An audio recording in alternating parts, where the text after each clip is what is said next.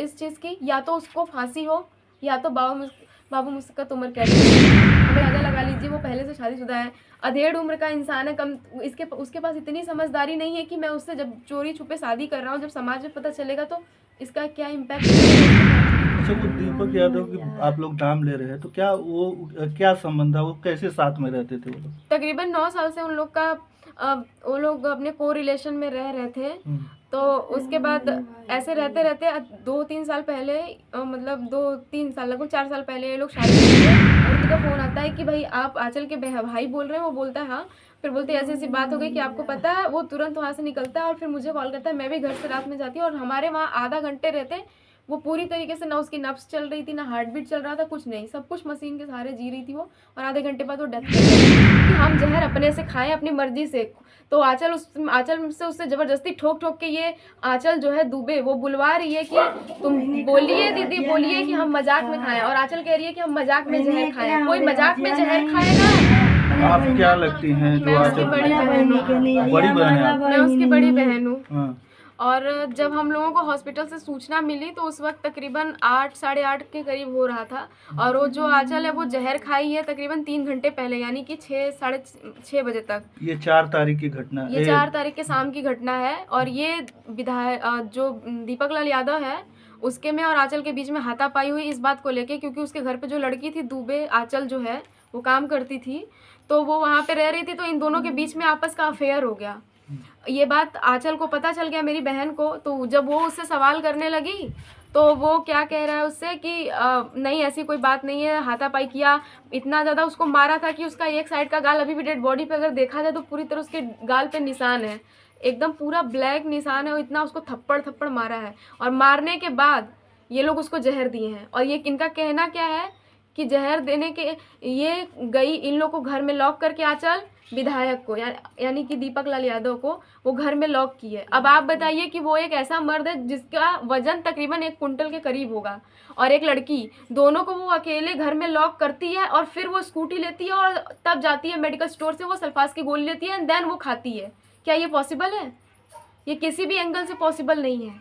और उसके बाद ये लोग इतना बताते हैं, फिर कहते हैं जहर खाने के 3 घंटे तक ये लोग ना हमारे परिवार में किसी को फ़ोन नहीं करते हैं, आपस में हैंडल करते हैं। जब वो लास्ट स्टेज में थी तब ये लोग इसको पॉपुलर हॉस्पिटल में लेके जाते हैं। और वहाँ पे जाने के बाद ये लोग क्या बयान दिलवाते हैं उससे, जब पॉपुलर हॉस्पिटल में जब वो पहुँचती है तो ये एक जहर का केस होता है। तो हॉस्पिटल के जो मतलब प्रशासन होती है वो अपना प्रशासन को बुलाती है कि भाई यहाँ पे हमारे यहाँ ऐसा ऐसा केस आया हुआ है। तो प्रशासन आता है उनके पास और फिर उसके बाद वहाँ से जो थानाध्यक्ष होते हैं वो आंचल से ये लोग जबरदस्ती बयान दिलवाए हैं कि तुम बोलो कि हम जहर अपने से खाएं अपनी मर्जी से। तो आंचल से उससे जबरदस्ती ठोक ठोक के ये आंचल जो है दुबे वो बुलवा रही है कि तुम बोलिए दीदी, बोलिए कि हम मजाक में खाएं। और आंचल कह रही है कि हम मजाक में जहर खाएं। कोई मजाक में जहर खाएगा? उसको मुंह से आवाज नहीं निकल रहा है। अच्छा, वो वीडियो रिकॉर्डिंग है जो अभी वो बयान लिया गया था, वो प्रशासन के पास होगा। उसके बारे में हमें अब जब सबूत पेश किया जाएगा कोर्ट में तभी होगा। और उसके बाद ये लोग उसको, जब तक ये लोग वीडियो रिकॉर्डिंग किए तब तक अगर ये लोग उसका इलाज शुरू कर दिए होते तो शायद वो बच जाती। हम लोग जब पहुंचे तो हम लोग के पहुंचने के आधे घंटे बाद वो एक्सपायर हो गई, तकरीबन 11:30 बजे। हम लोग को, मुझे 11 बजे पता चलता है और मेरे भाई को 10:30 बजे थाना प्रभारी का फ़ोन आता है कि भाई आप आंचल के भाई बोल रहे हैं। वो बोलता है हाँ। फिर बोलते हैं ऐसी ऐसी बात हो गई कि आपको पता है। वो तुरंत वहाँ से निकलता है और फिर मुझे कॉल करता है। मैं भी घर से रात में जाती हूँ और हमारे वहाँ आधा घंटे रहते। वो पूरी तरीके से ना उसकी नब्ज़ चल रही थी, ना हार्ट बीट चल रहा था, कुछ नहीं, सब कुछ मशीन के सहारे जी रही थी वो। और आधे घंटे बाद वो डेथ कर जाती है। 99% था कि वो जिएगी नहीं, 1% था कि वो बचेगी, वो भी ख़त्म होगा। और वहाँ पे उसके बाद भी, उसके मरने के बाद भी दीपक यादव कह रहा है मेरे भाई से कि आप अपनी माँ को कुछ मत बताइएगा, अपने माँ को मत बताइए, मैं सब कुछ देख लूँगा। अच्छा, वो दीपक यादव की आप लोग नाम ले रहे हैं, तो क्या वो क्या संबंध था, वो कैसे साथ में रहते थे वो लोग? तकरीबन 9 साल से उन लोग का वो लोग अपने को रिलेशन में रह रहे थे। तो उसके बाद ऐसे रहते रहते 2-3 साल पहले मतलब 2-3 साल लगभग 4 साल पहले ये लोग शादी किए थे और चोरी से शादी किए थे। और हम लोगों को किसी को कुछ नहीं पता था। बाता कहीं में सबको पता चला, कभी इनसे कभी उनसे, मुंह से बात चला, कोई सबूत नहीं था। अभी भी हमारे पास कोई सबूत नहीं है और वो शादी से साफ साफ इनकार कर रहा है। वो तो ऐसा इंसान है कि हॉस्पिटल के उसके नाम पर भी जो बिल बनवा रहा था उस पे आंचल सिंह लिखा है, जबकि वो आंचल पटेल है और टाइटल नाम उसका आंचल राघवानी है, जिससे वो फेम थी। अब बताइए कि इसमें आंचल की कहाँ गलती है? इन लोग का साफ साफ अफेयर दिखाई दे रहा है। इसीलिए मैं रिक्वेस्ट करती हूँ मीडिया से भी और अपने गवर्नमेंट से भी कि प्लीज़ हमें जस्टिस मिले। वो जो दीपक, जिनका नाम बता रहे हैं दीपक यादव, क्या वो पहले से भी शादीशुदा? हाँ, वो पहले से शादीशुदा था। उसकी वाइफ को मरे अभी तकरीबन नवंबर या दिसंबर में उसकी वाइफ एक्सपायर की है। बच्चे भी हैं? उसके 2 बेटे हैं। कम से कम वो लड़की छोटी थी, नादान थी, तो इसको समझदारी होना चाहिए ना कि तुम छोटी हो, मैं तुमसे शादी ब्याह नहीं कर सकता। ठीक है, इंसान भावनाओं में बह जाता है, उम्र ही ऐसी होती है, इसको समझाना चाहिए ना। कितना उम्र का फासला रहा होगा आंचल राघवानी और दीपक? आंचल राघवानी की जो उम्र थी वो 22 साल थी। दीपक यादव की उम्र मुझे एग्जैक्टली तो नहीं पता है, पर उसका एक बेटा तकरीबन 8, 9 या 10 साल का होगा, एक 12, 14 साल का लगभग होगा। अब उसी से आप अंदाज़ा लगा लीजिए, वो पहले से शादीशुदा है, अधेड़ उम्र का इंसान है। कम उसके पास इतनी समझदारी नहीं है कि मैं उससे जब चोरी छुपे शादी कर रहा हूँ, जब समाज में पता चलेगा तो इसका क्या इम्पैक्ट पड़ेगा उसकी फैमिली पर, उसके ऊपर।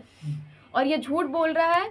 मैंने जब इससे पूछा हॉस्पिटल में कि क्या बात था, मुझे सीरियसली बताइए कि आप लोग क्या किए थे, तो मुझसे कह रहा है कि कोई बात नहीं था, ये एक जगह पे प्रोग्राम करने गई हुई थी और खाना खा रही थी। एक और गायिका थी जो वो भी खाना खा रही थी और मैंने दोनों का बस वीडियो बनाया था, दूसरे गायिका का जूम करके बनाया था, जिसके जरिए इनने क्या करा था कि उसको दिखाया तो उसको गुस्सा आ गया, जबकि ऐसी कोई बात ही नहीं है, ऐसी कोई बात नहीं है। वो टोटल झूठ बोल रहा है। इन दोनों का अफेयर उसको पता चल गया और उसने जब सवाल किया तो इन दोनों ने उसके साथ इतना बड़ा कांड किया।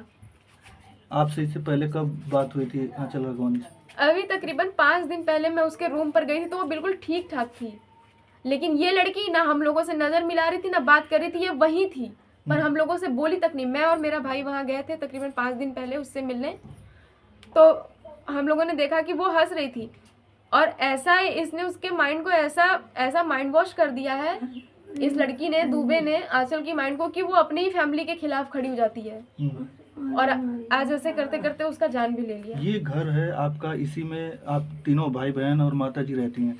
पिताजी आपके? हम लोग 2 भाई 2 बहन है। पिताजी हमारे बाहर रहते हैं। मैं कभी कभी आती हूँ क्योंकि मैं बाहर स्टडी करती हूँ। वो दोनों कलाकार थे छोटे वाले, तो वो परमानेंटली मम्मी के साथ रहते हैं। बड़ा वाला भाई भी गांव पे कुछ पुश्तैनी जमीन है जिसके देख रेख के लिए वो वहाँ रहता है, परिवार है वहाँ पे। और मैं ज़्यादातर बाहर रहती हूँ अपने स्टडी के लिए। गांव कहाँ है आपका? एयरपोर्ट साइड, बड़ेपुर बेलवा में। अच्छा, यहाँ पे ये आपका खुद का मकान है आप लोगों का? जी, ये हमारा खुद का मकान है। और वो जो आंचल राघवानी थी यहीं पे रहती थी? जी।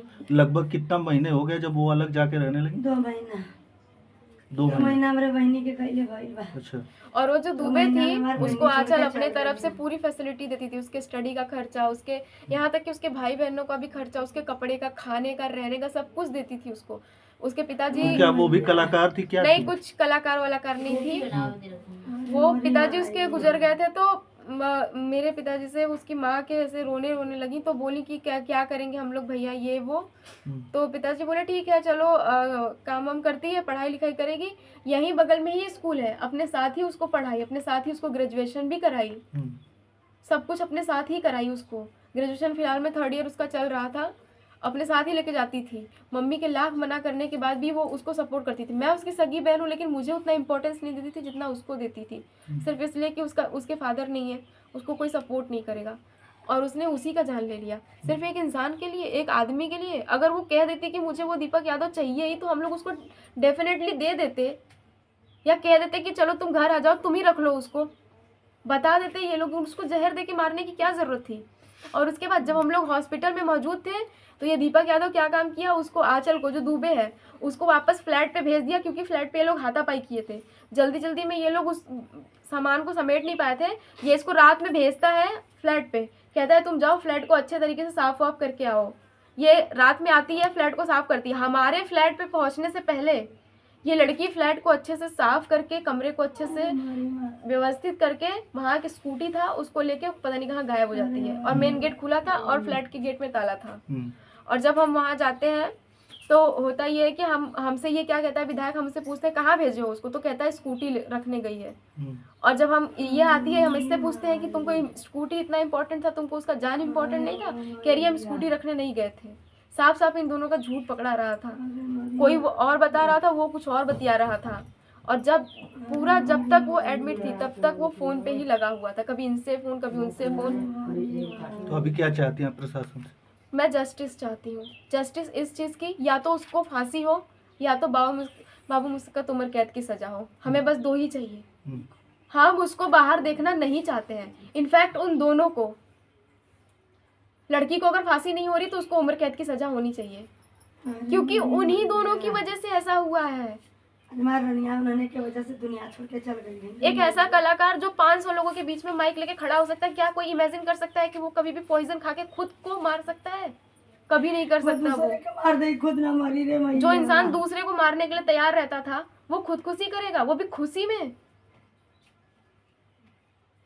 आप लोगों से जब बता रहे हैं कि 2 ही महीना हुआ यहाँ से गए हुए, तो ऐसा तो नहीं कुछ आप लोगों से कुछ ऐसा कुछ हुआ था कि खुशी खुशी गई थी, मिलते भी रहे हैं, आते जाते रहे राजी हैं? खुशी गई थी भैया, हम खुद गए थे रूम पे, सब एडजस्ट। अगर वो दुखी से या मेरा बेटा लड़ते दिन भर फिरते जाके गई रहता होती था। तो उसके कपड़े, उसकी जरूरत के सामान ये यहाँ से भिजवाती नहीं, हम्म, उसको कहती चलो निकलो तुम यहाँ से, ऐसे कहती ना।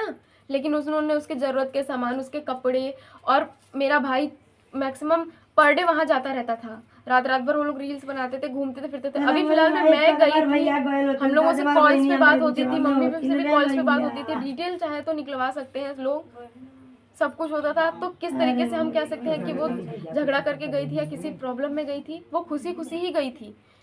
घर छोटा था और उसको अपने पार्टी वालों को रखने का जगह चाहिए था, जिनके साथ वो गाती बजाती थी। ओकरे माई का वंदना नाम रहा, ओकरे बाबू का रमा शंकर। किसकी बात कर रहे हैं? वो जो आंचल है दुबे, उसकी माँ का नाम वंदना था, उसके पिताजी का नाम जो रमा दीपिका के शंकर। संगे मिलके मेरे लड़की बिटिया के जहर देले ह। चलिए बहुत बहुत धन्यवाद।